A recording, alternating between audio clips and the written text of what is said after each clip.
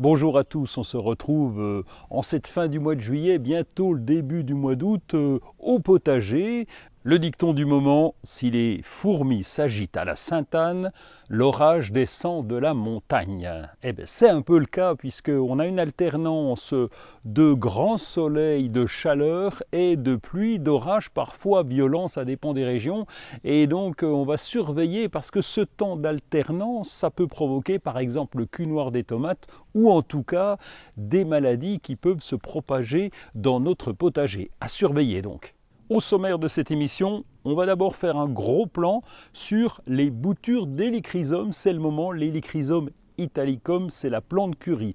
Ensuite, on parlera du basilic, la récolte du basilic, les tomates, un petit coup, parce qu'il y a l'entretien. Je vous ai dit qu'il y avait des orages, donc on peut avoir du mildiou, il va falloir s'en occuper. Et puis ensuite, je vous proposerai une petite recette avec les fleurs d'hémérocale, une jolie plante vivace. On aura ensuite les soucis.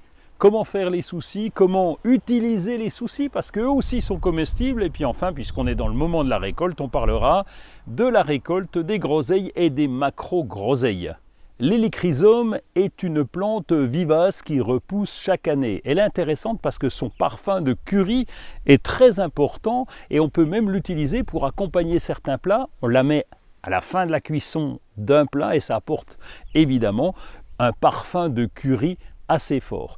Au niveau de la culture, c'est une plante assez facile, elle aime le plein soleil, elle est résistante au froid, puisque vous voyez ici on en a une qui est en plein dans les Vosges avec les hivers rigoureux, elle tient quand même, elle supporte la chaleur et l'absence d'eau, pas la première année bien sûr, on l'arrose en première année, mais ensuite elle est capable de se débrouiller et même en période de sécheresse, eh bien elle continue de se développer.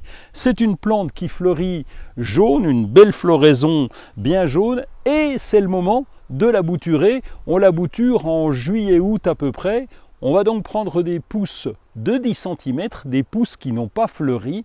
Ces pousses, on va les nettoyer, on va enlever le feuillage à peu près jusqu'aux 3/4 et on va laisser un petit toupet de feuilles au sommet.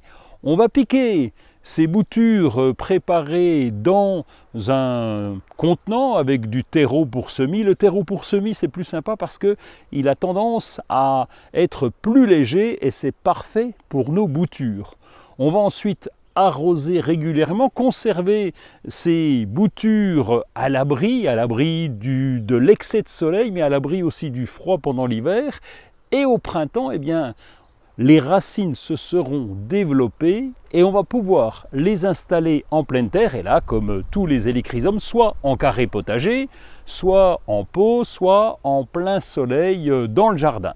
Avec ce temps un peu compliqué d'alternance de soleil et de pluie, eh bien les tomates peuvent souffrir. On va donc surveiller leur développement. D'abord pour ceux qui ont besoin de tailler les tomates, si l'on taille les gourmands, eh bien on va tailler lorsqu'on est sûr d'avoir au moins 3 jours de beau derrière, sans pluie. Pourquoi? Parce que lorsqu'on coupe, eh bien, on a une blessure et le mildiou peut rentrer dedans. Ensuite, on va couper les feuilles de la base qui vont toucher le sol. Encore une fois, en fonction de la pluie, ça peut être embêtant parce qu'elles peuvent attraper le mildiou. Et puis, on va récolter régulièrement lorsque les tomates sont bien rouges, s'il s'agit de tomates rouges.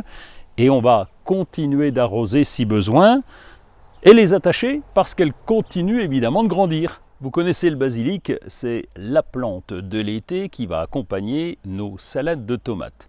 Ce basilic peut être un peu compliqué à cultiver et il est parfait en carré potager parce que la terre se réchauffe rapidement et le sol est toujours bien drainé. Il a besoin de plein soleil et on va le récolter régulièrement.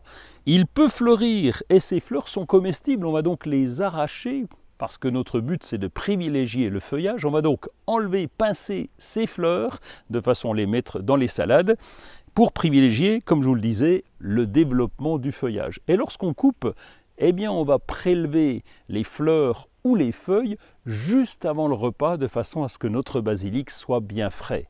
Des basilics, il en existe beaucoup de variétés et si vous n'en avez pas encore installé au jardin, vous pouvez encore le faire parce qu'il en existe de belles potées encore chez les producteurs et dans les jardineries. Voici une plante décorative et comestible, c'est une plante vivace, ce sont des hémérocalles. L'hémérocale est une plante qui fleurit en ce moment, on l'appelle le lys d'un jour. Il peut pousser dans tous les terrains à peu près, plutôt plein soleil, mais s'il y a de la mi-ombre, il va s'en accommoder. Il résiste au froid et également aux excès de chaleur. Sa fleur est comestible, on va la prendre, on va enlever le pistil, les étamines, pour mettre à l'intérieur un petit peu de crème de fromage. Là, c'est un mélange que vous allez faire vous-même avec des herbes, et on va servir cette fleur avec ce fromage en apéritif, et c'est très bon parce que les pétales ont un petit goût poivré qui retient l'attention. On a déjà parlé de la bourrache qui est parfaite au potager. Voici le souci qui lui aussi a pratiquement tous les avantages. C'est une plante annuelle mais qui se ressème toute seule chaque année. Vous pouvez la semer si vous le souhaitez, mais sinon, rassurez-vous, ces graines vont se répartir dans le potager. Vous allez la retrouver l'année prochaine un peu partout. Ces fleurs sont plutôt orange, jaune, elles attirent les abeilles et elles sont comestibles, puisqu'on va pouvoir rajouter les pétales dans la salade, et puis on peut même utiliser les petits bourgeons qu'on va mettre au vinaigre un petit peu comme des capres. Autre avantage, c'est que les soucis sont capables de repousser des insectes prédateurs comme les pucerons. Nous sommes en pleine récolte, en tout cas des groseilles. Nous avons des groseilliers rouges, des groseilliers jaunes, et là on va récolter les fruits pour faire par exemple des confitures, c'est ce qui nous vient la première chose à l'esprit, mais on peut faire des tartes également.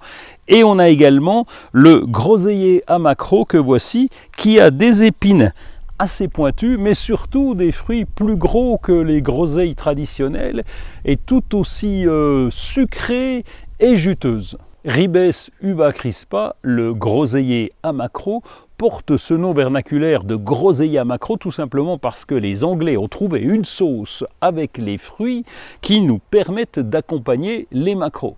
Essayez, ça vaut le déplacement. Si vous avez oublié de le planter dans votre potager, eh bien faites-le dès cet automne parce qu'il est très compliqué, très difficile de trouver les fruits du groseillier à maquereau dans le commerce. Donc autant les avoir au jardin. Le travail à venir au potager va surtout se passer dans la cuisine, parce que oui, il y a toutes les récoltes qui arrivent là. On va passer beaucoup de temps à la transformation. Il n'empêche que les plantes que nous allons retirer lorsque c'est le cas, eh bien, il faudra les remplacer, il faudra faire de nouveaux semis. Alors le travail nous attend encore au potager pour ce mois d'août, mais bon, est-ce vraiment un travail? On s'y plaît, on va y rester. Allez, bonnes vacances, continuez bien votre repos si c'est le cas.